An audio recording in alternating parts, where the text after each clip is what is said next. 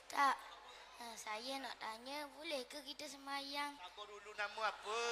Oh, nama kita Tengku Ahmad Zafri bin Tengku Azizi. Masya Allah, adikku.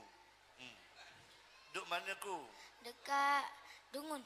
Dungung, jauh mari. Main Dengan siapa? Umi. Ha? Dengan Umi.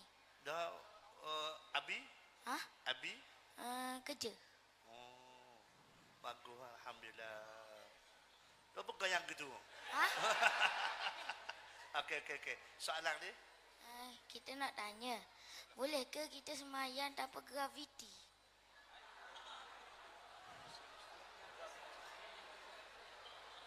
Guna. Soalan kali lagi. Dok, kita nak tanya, Oh. boleh ke kita semayang tapi tak ada graviti? Tak ada Graviti. graviti. Oh, bagus soalan ni. Ada reka sendiri ke Umi ke apa? Hah? Umi suruh tanya ke? Dok, kita fikir diri. Oh. Baru sampai daripada UFO ke? Dah. Dah tanya ustaz mana? Oh. Kenapa? Ni. Hei. Salah. La ilaha illallah. Salah. Astagfirullah. Jangan ustaz, jangan. Tak boleh. Tak boleh. Ya Allah. Tak boleh ustaz. Tak boleh. Ilmu hamba tak boleh. Tak kabur malam ni dia tahu. Kalau hamba jawab tahu. Ni tau. Hei. Jadi adik dia ada makan salah ni. Adik, okey hari ni kita tanya Ustaz Azhar dah. Adik tanya Ustaz tanya Ustaz Azhar. Sila Ustaz.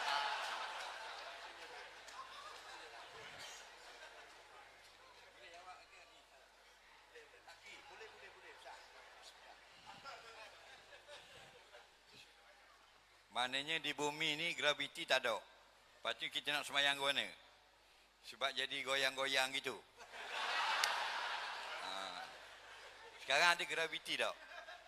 Mana bukti ada graviti? Sebab ada magnet. Ada magnet. Terik ke bawah. Cik lompat. Jatuh bawah tak? Cik lompat tengok. Lompat tinggi. Lompat dua belah. Lompat dua belah. Cuba lompat. Ada graviti.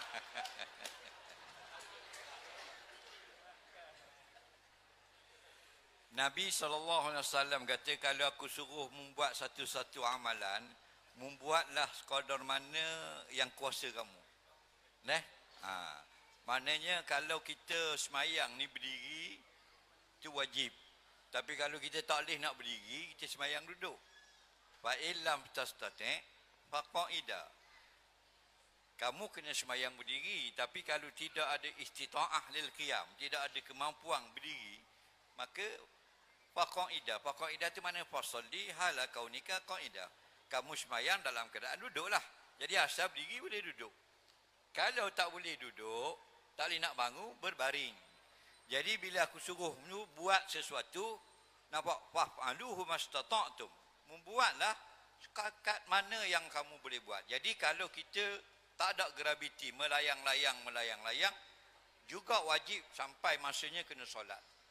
Pernah dijawab oleh seorang ulama Mesir dalam kitab Fatwa Syar'iyah, bila kita duduk pada angkasa yang tak bersentuh, contohnya tak berminggu-minggu di angkasa, stesen angkasa, dan bila kita berdiri dia bergerak, dia tidak membatalkan solat. Yang batal solat ialah kita yang bergerak. Orang yang tidak ada graviti dia tidak bergerak. Walaupun berpusing lagu mana pun kiblatnya, maka dikiaskan dengan perbuatan Rasulullah SAW membenarkan kita solat dalam keadaan tak menghadap kiblat ketika syiddah, ketika sangat bersangatan, tidak ada kita berpeluang untuk menghadap kiblat. Bila kita naik perahu, kita wajib menghadap kiblat. Tapi kalau perahu itu berpusing, tetap wajib kita yang berpusing menghadap kiblat.